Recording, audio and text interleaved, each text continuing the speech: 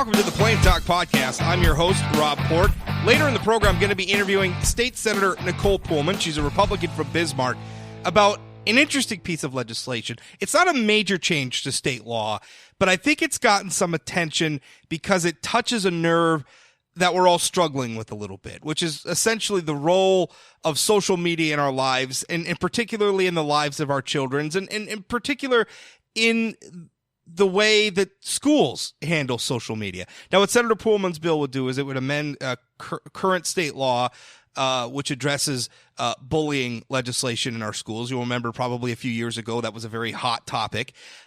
This bill would essentially allow schools to address issues of bullying that are happening online between students, but not necessarily during school hours and not necessarily on school grounds. Now, you'll hear Senator Pullman and I talk about it a little bit. I bring up the concerns of some that this may put schools in a position where their parents, and, you know, increasingly, I think that's worrisome. I think it's a little bit of a chicken and the egg problem, a little bit of a vicious cycle where, you know, some parents abdicate their responsibility, schools step in to address the problem, and then that just encourages parents increasingly to see the schools as the ones to step in. I think way too often parents and others look to schools to correct problems with our kids that frankly ought to be corrected at home. Still, if there's an issue with students harassing one another or bullying one another on social media and it's spilling over into school, well, then I think it's appropriate for schools to step in to some degree. If nothing else, to call in students and say, hey, we all see what's going on. Also to alert parents to the situation and let them know, listen, we see this. We see what's happening. It's wrong, and it needs to stop. I'm okay with that. But again, this is a struggle because on the other hand, we see in the news all the time where there are teachers who have communications with students through mediums like Facebook or Snapchat or texting or Twitter or what have you. And sometimes those relationships are just inappropriate. Sometimes they cross the line into being outright criminal. And so I think we're all struggling with this situation of how social media fits into our lives, especially now that we've evolved past the days when the internet is no longer this anonymous place where, you know, most of the people we interacted with on it were not people we knew. I mean, the internet is now people we know. Facebook is people you know. Your family's on Facebook. Your grandmother's on Facebook on the internet, for crying out loud. It's not like it used to be. And so, you know, this idea that you could go online and just behave any way you wanted and there were no consequences for it. Well, I don't know that was ever really true, but let's just say it's a lot more not true today than it used to be. But we'll talk about that later in the program. What I want to talk about now, there was an editorial in the Grand Forks Herald regarding a constitutional resolution. It was introduced by State Representative Rick Becker. He's a Republican from Bismarck. It's HCR 3016, and it does a simple thing. It would strike the names and locations of institutions of higher education from the Constitution. Now, if approved by the legislature, this would have to be on the statewide ballot in 2020 because that's how North Dakota law works. If you want to amend the Constitution in North Dakota, the voters got to approve. Now, the Grand Forks Herald comes out and blasts this thing. They write, I quote, "We don't like HCR 3016 and urge lawmakers to vote it down. Setting it to yet another statewide vote constitutes a tiresome trend of a few, in this case Becker, trying hard to override what the state founders intended for all." In another place in the editorial, they call it repetitive, but what they're referring to is that this issue was on the ballot previously, but when it was on the ballot, it was in 1998. That's more than 20 years ago now, more than 2 decades ago now. The idea that this is some sort of a tiresome trend because every 2 decades we put the issue on the ballot is, well, that's a little bit ridiculous on its face. But the other problem I have is the basis for their argument. They say, I quote, "Detractors say government shouldn't be in the business of economic development." Now, by detractors, they're basically saying detractors from the status quo where these institutions of higher education are named in the state constitution. The Herald continues, "Universities are without a doubt economic engines. UND, for example, was a great coup for Grand Forks, which grew and developed around the flagship university, the same as occurred in places like Mayville and Valley City." Regardless of its declared intent, HCR 3016 would unnecessarily leave a sword hanging over the head of Mayville State and that community, despite the express intent of North Dakota's founders. To a lesser extent, it would do the same here in North Dakota. UND will never close, but without its existence in the Constitution, it loses some of its power. Now, here's my problem with this line of thinking. First of all, institutions should exist because they're needed, not because they're mandated by law, right? I mean, an institution that exists because it's mandated by law is essentially a self-licking ice cream cone, right? An ice cream cone that just exists for its own sake, not for the sake of somebody enjoying it. Institutions of higher education were established in the state of North Dakota to serve students and to serve the state, right? Because our state has an interest in educating students and educating people in general. I mean, typically we think of colleges as educating just young students, right? Kids coming straight out of high school and going into college to get a post-secondary education that will hopefully, enrich their lives and make them more prosperous in their lives. Although increasingly, these institutions of higher education are serving our rapidly changing economy by providing opportunities for adults to retrain themselves and to re-educate themselves, because that era where you could get a job in a factory or get a job and then work at the same place for 30 or 40 years, that doesn't happen anymore. Things change a lot more quickly, and education needs to keep up. And I think if you spoke to Representative Becker, I don't want to put words in his mouth, but I think he would probably argue that's one of the intents of his bills. We've got to make higher education a lot more nimble and a lot more flexible than it is today. But let's get back to the Herald's editorial, because what they're talking about essentially is that, we ought to mandate, these institutions ought to exist because they're mandated by law. And that was our founders' intent. Well, the intent of our founders was essentially to dole out economic development and to dole out government jobs. That's why the institutions of higher education are mandated by the state constitution. That's why a lot of other institutions, like the state hospital, like the state veterans home, and a number of other, institutions are named in the state constitution. It was the people who wrote the Constitution doling out patronage, right? Every powerful lawmaker wanted to get one of these institutions, or maybe a couple of these institutions, in their home districts, because that meant jobs. That meant commerce. Another debate happening before the legislature right now is a debate over the women's prison in New England, North Dakota. And what's the big opposition to moving the women's prison? Economic development. People arguing, well, there's all these jobs that the prison creates in our community. Now, it doesn't matter that the prison where it's currently situated does not adequately serve the needs of the state in terms of corrections. For them, it's just economic development. And I don't understand why, I don't think that argument's valid when you make it about a prison. I sure as heck don't think it's valid when you make it about an institution of higher education. I mean, imagine if the private sector did this. Imagine if the private sector built a restaurant not because there were people around who wanted that style of dining or people around who wanted to go to a restaurant, but because the law demanded it. How ridiculous would that be? We can look to a place like China, right? The Chinese government, which is essentially a communist government, has essentially built ghost towns, right? These elaborate housing developments and shopping centers. Google this. Ghost towns in China. It's these huge, elaborate places, malls, shopping malls, and everything else that are just empty. They're just these glittering, brand new places that were developed, that were built not because they were needed, not because that they were necessary, but because the government mandated it. That's essentially the argument that the Grand Forks Herald is making for mandating the existence of higher education in our state constitution. Now, what Representative Becker's bill does, it doesn't close down any campuses. What it does do is it doesn't require them, it doesn't mandate them by law anymore. Now, let's go back to the Herald editorial. This is what they said. Regardless of its declared intent, HCR 3016 would unnecessarily leave a sword hanging over the head of Mayville State in that community. Well, my response to that is, why shouldn't there be a sword hanging over the head of Mayville State? Why shouldn't Mayville State have to justify its existence every single day? Why shouldn't Mayville State have to justify its existence by serving the state well, by serving its students well, by providing a service that's in demand? They should have to do that. If Mayville State, or any other institution for that matter, has to begin relying on the fact that they are mandated by law to exist, well, then we've got a problem.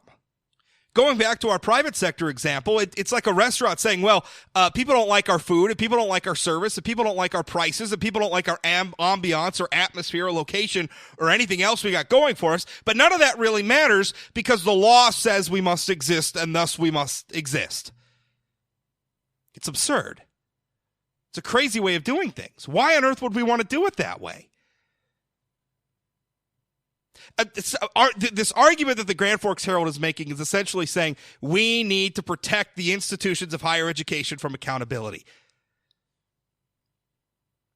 And that to me I'm a little shocked that anybody would make that argument. And we actually have an example of how that happened. That happened right here in the state of North Dakota. Dickinson State University several years ago got caught in a diploma mill scandal.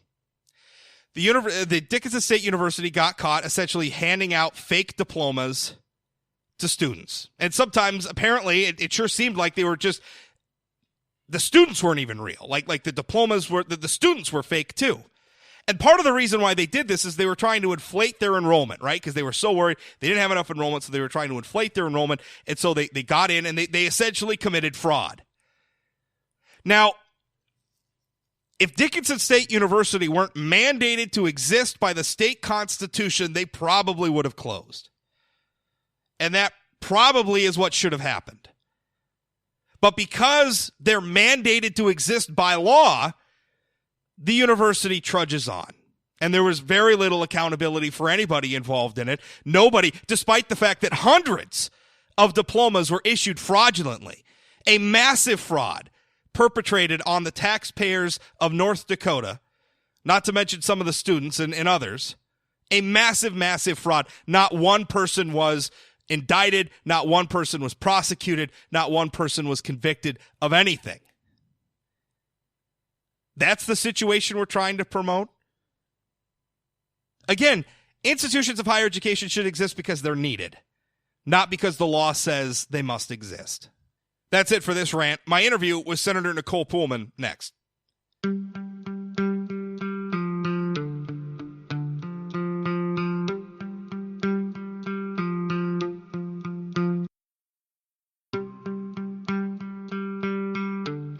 I have State Senator Nicole Poolman here. Nicole is a Republican. She represents a Bismarck area district. She's also, in her day job, because in North Dakota our lawmakers are only part-time, she works as a teacher, which is important for the legislation we're going to discuss. It's Senate Bill 2181, a bill that Senator Poolman has introduced, and it would prohibit cyberbullying. And the reason why, you may think because not so very long ago we had a big statewide debate about bullying, and Senator, a lot of people, we passed policies. And so those of you listening to this may be thinking, well, haven't we already addressed this? Isn't this something we already have policies in place for? Senator Poolman says no. She says that the current anti-bullying law only covers bullying that takes place at school or on school grounds, and in a day where social media, really we're all connected all the time. Maybe that's not enough. At least, Senator, I think that's your argument, correct? Correct. And when I introduced the bill, I was interested in, or surprised by, how much attention it garnered, because it really is just a small change. In the bill itself, it simply adds that online activity that is sent or received, even if it's off campus, can count as bullying. But the bullying threshold is still the same. It still has to be so pervasive, so severe, and so offensive that it disturbs the educational opportunities for the other students. So this certainly isn't just a comment that somebody puts on your Instagram that you look fat or something like that, or someone who just is out there saying something that offends you. It still has to meet the same threshold as what we would consider bullying in the regular policy. It just extends it to that online piece, knowing that many times it's happening after the school day. So what exactly would this allow school teachers or administrators, schools, I guess, in general, to do that they can't do now? Well, I think from my discussions with administrators, I think some administrators are already doing this, that they already would call in a student who was doing this at night and ask them to stop. But in my own school district, I know that Bismarck had just reevaluated its policies based on some controversial things that people were saying and concerns that parents had, and they didn't revise their policy because they didn't want to go beyond the law, which I'm very supportive of. I'm glad that they didn't want to go beyond the law. But I thought, why don't we look at modernizing the law then, or examining what's in the law?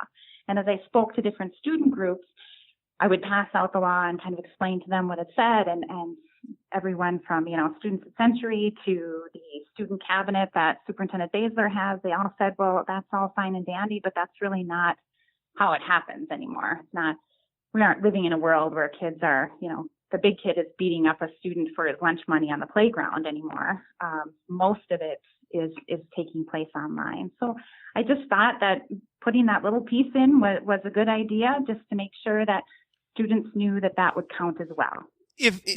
Obviously we all live out here in the real world, and it's not hard teachers are on social media. We're all on social media. And so if it comes to an administrator's attention, a teacher's attention, that one student is bullying another student online, and maybe it's happening during school, after school, both, whatever, I would expect that an administrator would contact parents, call the students in to say, hey, look, we're all seeing this, knock it off. Current law prohibits that? Current law, they would be out of bounds. If somebody complained about it under current law, they would be out of bounds if it took place outside of the school day. If a student was in their bedroom when they sent or received that, currently they wouldn't be supported by the law. And like I said, in my discussion with administrators, some of them are already out there doing that, but some of them, realize, well, the law doesn't really say that it applies there. So I think probably administrators who have been around a long time and are comfortable in their own skin are probably calling those kids in, and others who are a little bit more nervous probably aren't. Yeah. What about just most importantly, I think it's good that students know that it counts, right? What you say and do, and how horribly cruel you could be online, that is the same as being horribly cruel at school. And I think that schools have always been about teaching math and reading. We want them to be prepared academically, but I think we've also always tried to develop character in schools as well. And so I don't think it's a bad thing to teach kids that who you are online, that's who you are. Making that connection in a world where I think we probably have a lot of adults who don't make that connection, I think is probably not a terrible thing either. I was kind of the first wave of the internet. I grew up building GeoCities websites, and before even the World Wide Web was around, I was on Yahoo, or not Yahoo, excuse me, Prodigy, right. Prodigy dial-up, right. Which wasn't even access to the world. And so I was sort of that first, and I can tell you, people in my generation and even younger have had this feeling that online lives are separate. Like you would go online and because most people weren't online. And so you went online, it was mostly anonymous. It was mostly people you didn't know. And you'd go on there and maybe you'd behave in a way that you certainly wouldn't if your name or your face or whatever was attached to it. And it's been interesting to see, because that attitude still very much exists, even though we're in a day and age where Facebook, like, your name is attached to it. Your face is attached to it. Your Snapchat, your Facebook, your Twitter, whatever it is, whatever medium it is that you're on. It's interesting to me that the attitude exists. And this isn't just kids. This is adults too. As I'm sure you've seen, being in politics, I'm sure you've seen, some adults behaving in some ways online, as I have. Where it's like, wow, you really saying that? That's how you're going to be? Okay. Right. Well, but absolutely. So I do think, our young people, even more so, their lives are lived almost equally or even more so online than in person. They are focused on visiting all the great places for great Instagram photos, not necessarily to experience it. They're really some kids who worry about documenting their lives rather than being out there living them. And so I think part of our responsibility as the adults who have given them all this technology is probably to start developing some social norms that we as adults don't have. I think it might be a good idea. Let me play devil, because again, I don't necessarily have a problem with this. And I would hope that the school principal or the teacher, or whoever, if my kid was doing this or it was happening to my kid, would call and, give me a heads up, and we could all work together to keep an eye on it and take corrective action. Let me just play devil's advocate here, because one thing that does concern me sometimes is this growing belief that this, I want to say this almost paternalistic attitude from educators can get a little overbearing at times. And I say this one time, my daughter started a new school, and I got a letter home from my teachers telling me that I should hug my kids and all this stuff. And it came off as patronizing. Right. I think there's a point at which schools are not the parents. The teachers are not the parents. The principals are not the parents. We don't want bad things to be happening or kids to be hurt. But on the other hand, there should be a boundary around the school. And I know what you're absolutely. saying is currently this is out of, this would be out of bounds. And I'm not sure that this is the best example, but what about people who say, listen, at some point, the parents are the parents and the teachers are the teachers, and there ought to be a bright line there?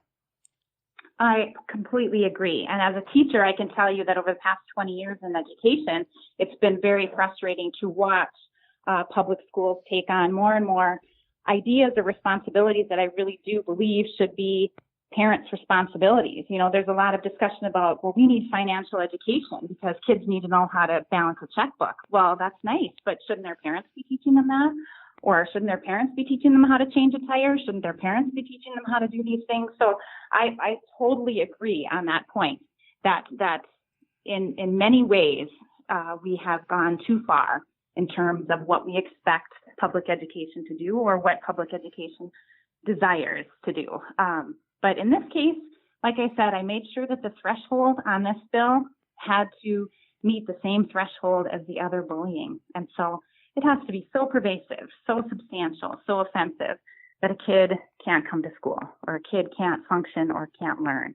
So it's not really about trying to take over their lives or take over their social media accounts, but certainly just making sure that if it is affecting the educational environment, if it is affecting a kid's ability to learn, well, let's give the principal the permission to have Johnny come in and say, you know what, you can't be acting like that online. So where is your bill at right now? I mean, have you heard opposition? Have you heard support? School boards, people like that. I mean, how is everybody feeling about this? Everybody testified in support. The only concern people had was making sure we were only talking about what's been reported. And so legislative counsel, our attorneys in the legislature, have said that the bill already makes schools immune. So that's not in my bill because it's already in the law. But schools are already immune from responsibility, any lawsuits or anything in the current law. All they have to do is have a policy in place and reasonably follow it. But I would like to add some sort of amendment, just generally to make sure that everybody understands we're only talking about what has been reported here and what really hits that threshold of being really terrible behavior that disrupts somebody else's education. And when you're saying what's been reported, that basically means schools can't hire like people to monitor social media. It's going to be more of a situation of a kid says, hey, these other kids are really being awful to me or whatever the case may be. Correct. We are not going to start monitoring everybody's online activity, nor would anybody want to do that. That's not the role, and certainly it would be impossible to do that. This is just about what the schools have knowledge of. I wouldn't want somebody to come back after someone, heaven forbid, committed suicide and say, well, my kid was bullied online. Well, he never reported it. He never said anything about it. That kind of thing. We're not talking about what schools have no knowledge of here. This is only when something has been reported to the school, they have knowledge of it, and it's really disrupting somebody else's education. What about, and again, we just talked about this is not a situation where we're expecting teachers to monitor social media or whatever, but the thing is online, we're all together. It's not unusual for students Right. to friend their teachers on Facebook or whatever. As more and more of this happens, we've seen, obviously several cases here in North Dakota, lots and lots of cases nationally of teachers getting in trouble for too cozy relationships with students over social media that go way over the line into criminal behavior. How does that interplay with this? I mean, because obviously we're in a situation here where we're talking about students mistreating each other, but also there's a concern about, teachers interacting with students in those environments, online, on Facebook, on Twitter, in medium that are almost impossible to monitor. Well, one thing that's interesting, I also, in addition to teaching English, I teach a class at Century High School for people who are interested in being teachers. And one of my top pieces of advice as we talk about technology is that you don't communicate on Facebook with students. You don't friend people. That's a line that you just don't cross. And so I would hope that more teacher prep programs would say, you don't friend people on Facebook that are your students. You don't communicate with them online. That to me is such an easy line to draw, that it's tough for me to relate to these teachers who have done these things and have been on Snapchat with their students. I just think that's so grossly inappropriate, even if there's not criminal behavior. I just think that's grossly inappropriate generally, because that is a line. You are a professional and you have no business interacting with your students on social media. I'm not a teacher. I could tell you though, I would not even want to put myself in a situation where somebody could even make the accusation and just. I mean, to Don't me, put yourself in the position. There's an appearance of impropriety there. But then let me ask this question, because on one hand we're saying, well, we want to broaden it and we want to give the schools the ability to address some of these things that are happening on social media. But simultaneously, we don't want teachers, we don't want principals, we don't want people at the school being friends with the kids on social media either. It seems like we're saying two different things. I don't want them interacting with them on social media, but when a student confirms or a student reports that they have been so severely bullied that they can't come to school, then I think that the school should be able to bring Johnny in and say, hey, we think that this is not good behavior. You're going to have to cut that out. Because in all reality right now, parents would have to wait until it became so bad that they would contact law enforcement, which that's not a great way to go about it either. So last question. I just think, I'm sorry. Well, last question. We started off the interview talking about the anti-bullying laws that we passed a few years ago or a few sessions ago. How do you feel they're working? I think that it's great that we have policies in place in every school district. I think that at least when parents are feeling lost or when students are feeling really bullied, there is a protocol in place at their local school that their local school district has created. So I think that that's a good thing. The reality is that the vast majority of it goes unreported, Rob. I mean, most kids don't report when they're being bullied because they think it will get worse or they don't want to be, a tattletale. So there are lots of reasons why it goes unreported. But when it gets so bad that students do report it, right now there is a policy in place in all of their schools that their local school boards have put together. And I think that that's a good thing. Senator Pullman, thanks for your time. Thank you.